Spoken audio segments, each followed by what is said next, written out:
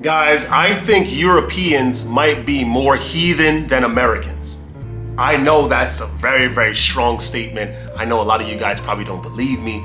A lot of the Americans that follow my chat or follow my channel thinking that, oh, you know, we're on semen retention, we like to retain, we like to be a little bit disciplined, we like to pay attention to what we're putting into our bodies, the proliferation of red 40, blue 10, and all this kind of toxic ingredients that make up our food supply.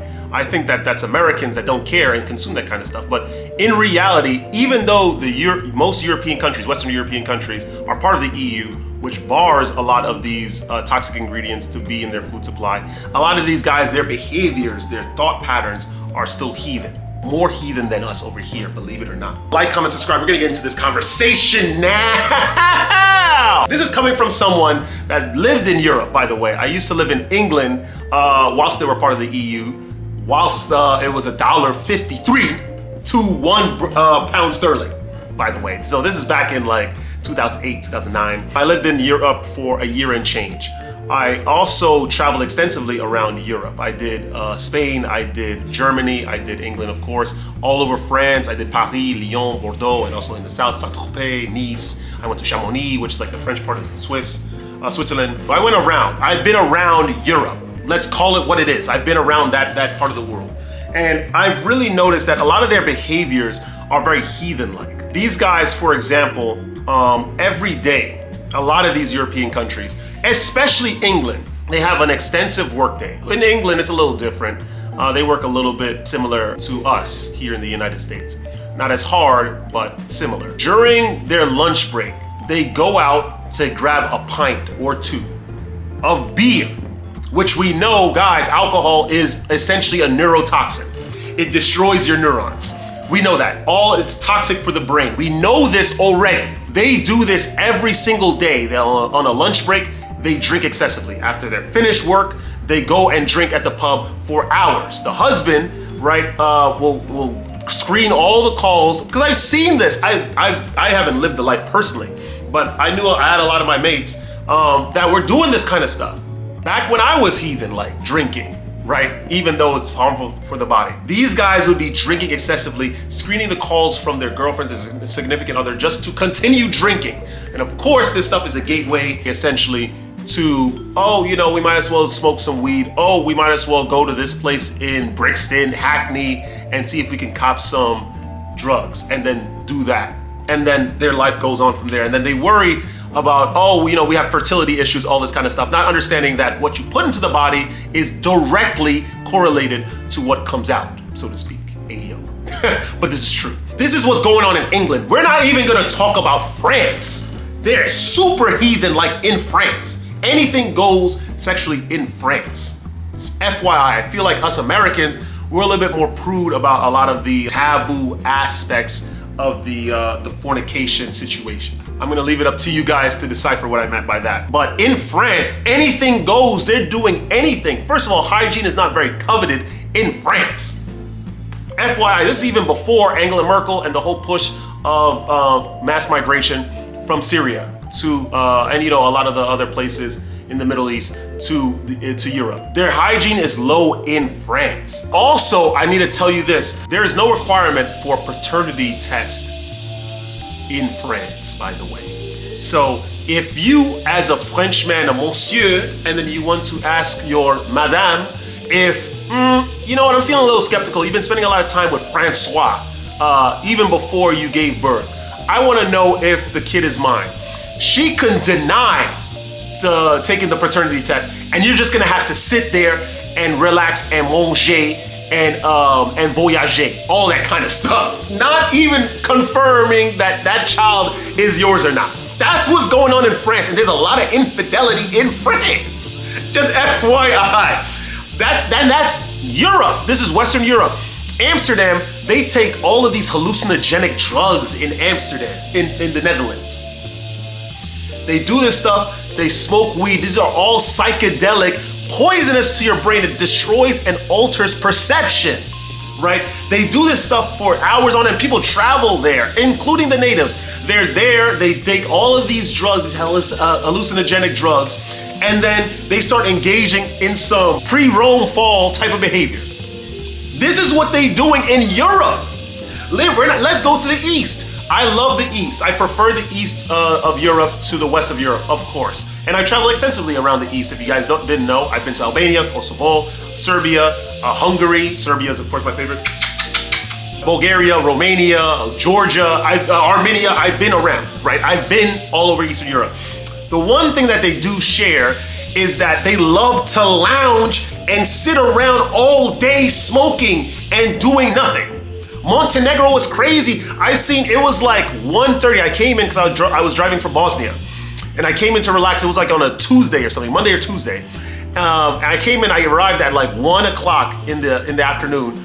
And the restaurants were full of adults, men and women, relaxing, smoking in the goddamn restaurant, doing nothing. I wanted to go to the supermarket. The supermarket cash registers were barely manned by any employee. They're not working a lot in the Balkans, that's number one. And two, they're smoking all the time. They smoke so much in the Balkans. I love Serbia. It is my favorite Eastern European country. It is. I definitely, in the future, I am planning to do something over there and reside over there for a long period of time. The Serbians were very nice to me. I love the gospodin, the gospođo. I'm dead serious. The thing is that they love the cigarettes over there. A lot. They love smoking. They love drinking the rakia for fun, even though it used to be like some panacea. Or it's also used as a panacea, like it's some sort of elixir meant to heal sore throats, or if you're sick in the body and you need to evacuate things, the rakia would help. And rakia is not just native to Serbia, it's native to, I think, Albania as well, but that doesn't matter. They love drinking that for fun. Let's talk about Georgia. These guys love smoking in Georgia. I have not met one Georgian that does not smoke, male or female. I work at a Georgian restaurant in the city. The head chef was trying to entertain these two guests. I think one was from Italy, but she lives in America. She could speak the Paruski, which was very interesting. Then I think her husband was this guy from, I don't know, he spoke Spanish because we were connecting, but he really didn't want to speak too much because she was taking up all his time. He just wanted to leave. That doesn't matter, right?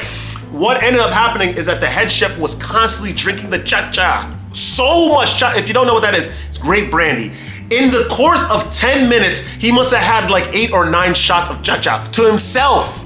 To himself. This is what they're doing. They love the heathen-like behavior. I'm telling you, at least for us, listen, we have a lot of alcoholics. I know we have a mental health issue here. I know we have the school shooting percentage that I swear, I think our half of the percentage of school shootings that go on in the United States in a year could overtake so many groups of countries in like 5 years, like for them. Like I'm telling you, I know we have a lot of mental health issues and crises over here. I think that the American elite are so much more disciplined and less heathen than the Eastern or European elite, for sure, for sure. These guys, they don't take a very serious approach to work. They have a work-life balance, which is good, I guess, for mental health, but also it, I think, destroys a little bit of the goal-aspiring ambitions that a lot of human beings have, and they make us feel fine and content with mediocrity. Let's call it what it is. Imagine, like in Albania, these guys, I feel so bad for the waiters and waitresses in Albania. In Tirana, Shkodër, Vlora, all them places. I can imagine how bad it is for the servers in goddamn Kruja, because there's not a lot of people going to Kruja. Let's call it what it is. Ain't no one really going to Kruja. And so you imagine you clock in early, they're all doing double shifts because remember the money over there is not as extensive as it is in a lot of the more developed countries. And so the business owners have to do what they can with what they have. They're gonna have a lot of these servers work double shifts. You have a restaurant, the server opens the restaurant, cleans up, opens the bar, sets the table, all that kind of stuff.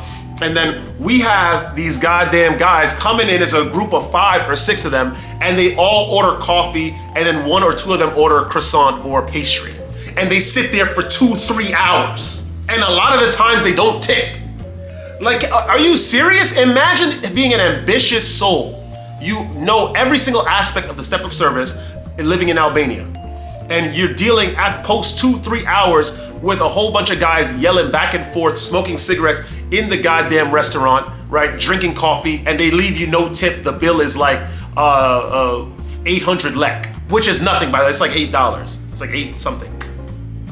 Imagine all day you have to deal with this stuff, and then they have all these little specific demands, and you don't get anything for it. You don't get compensated.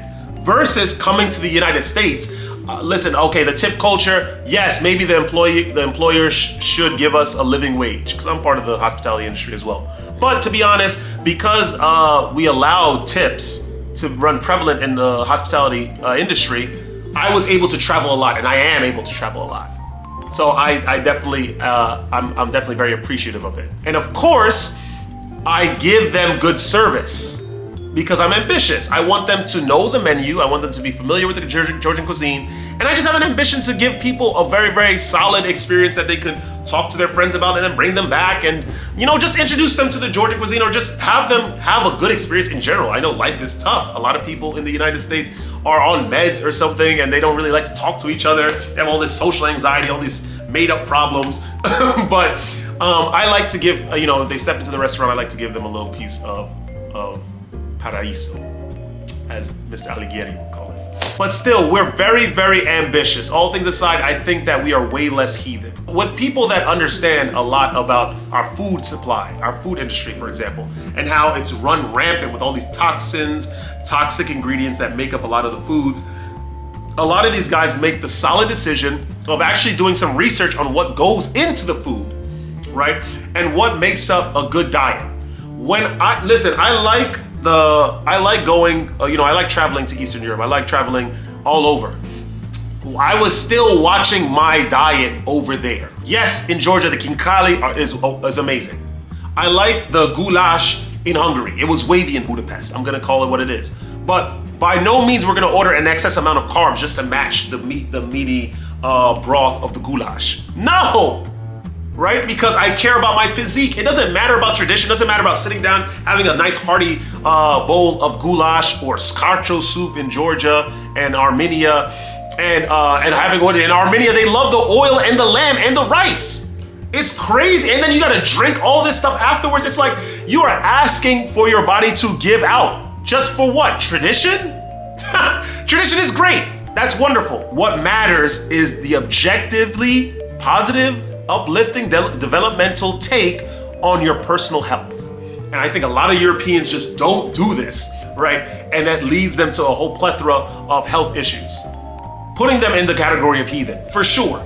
Pay attention to what you're putting in your body. You don't just go and eat everything. They love, what is it in Spain? The pata negra. It's like it translates in English to black pig. And black pigs are given like this diet of acorns, all these nuts and all this kind of stuff instead of like the slop that they usually give regular pigs.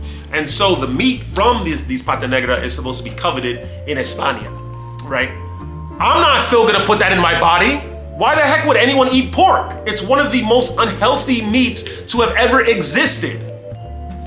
These guys are scavengers. They eat anything. They don't sweat, so toxins are maintained in the body. And all that stuff gets transferred to you every time you eat it. And it's incredibly salty. You can get more protein from cows, from cow meat. They love their pork, their prosciutto di Parma in Italia. They love all that stuff in Europe. They do not wash their waistlines. There's a thing I've been seeing on Instagram. They're like saying, a lot of content creators like to talk about how in Europe, the food was completely different. And it's true. The food is much healthier in Europe. The thing is that these guys are still eating the Europeans are eating an excessive amount of this stuff. They love the pasta in Italy. Sure, yes, you're making the pasta from scratch. It's not as poisonous as it is here in the United States with the pre-packed pasta, but it's still carbs at the end of the day, which are dangerous to the body if taken in excess. That they don't care about because their forefathers have done it. Their forefathers have eaten pasta in goddamn Naples. And it's like, do you not care about your health? Go to the gym, because I know the gyms in Italy are very wavy. They got the Smith machines galore, leg press. Go to the gym and get some cardio done, get some weightlifting done, and work out your body. Clear yourselves. They don't care about that in Europe. Very heathen-like behavior because they're all running on tradition. Their forefathers have done it, their families have done it, so why do I need to deviate? And it's like, listen, these cultures are beautiful, but a lot of the way that they do things, smoking, drinking excessively, eating, it's like it's not necessary. and it's completely harmful to the body. Heathen-like behavior. Excess sex. Listen, a lot of these guys are, I know the videos run very, very long, but I'm gonna talk about this. A lot of these guys, like they're Orthodox Christian, right, in Eastern Europe. There's Georgia, I think Armenia as well. A lot of these places. It's interesting Azerbaijan is not primarily Christian, but still. Ukraine, Christian. Poland, I think Christian as well. They still have these heathen-like behaviors and mindsets towards free sex, licentious behavior. We should sleep with anyone, have fun, because sex is meaningless. It's like, have you guys even read the Bible? What are we talking about? Have you not read the part in the New Testament where if you commit sin sexually, you're committing sin against your own body, so the only loser is you? Even though karma, of course, will get you for the sin of pride, murder and whatnot, so on and so forth. But you sin sexually, you are doing an injustice to your own body. These guys, apparently they skipped that part, and so they're just having sex with anybody over there. Orthodox Christian that they claim they are. Heathen behavior. And they drink excessively after. Well, come on. I can go on and on about this, but guys, this is my argument. If you guys have any opposing things to say or things to support my argument, please comment in the comment section. I'm willing to have a very, very good discussion with you about this, but I'm telling you, this heathen-like behavior in Europe outweighs that of the United States a million times over. I'm not saying we're perfect. We're definitely very far from perfect. We're super overweight in the United States, and a lot of us pay for sex in the United States, which is a whole other problem altogether. A lot of us are doing an excessive amount of drugs in the United States. A lot of states have legalized marijuana, which is probably one of the worst toxins to have ever befallen this land, this world. This stuff is they're all horrible for the brain. People partake in this because, oh, it's legal, so that means there has to be something healthy about it. Well, alcohol is legal, this stuff is toxic. What are we saying? Anyway, that's all I gotta say, man. If you guys enjoy that content, like, comment, subscribe, let me know, please, with the comments. Share the video with some peers. Don't ever let this place get you down. Adjust your behavior. You don't need to remain as a heathen because life is moving on and life rewards the individuals that are not conditioned by the toxic things of the world and that has enough energy due to the habits that they maintain in their bodies, due to the habits that they commit day after day after day. Life rewards those people all the time.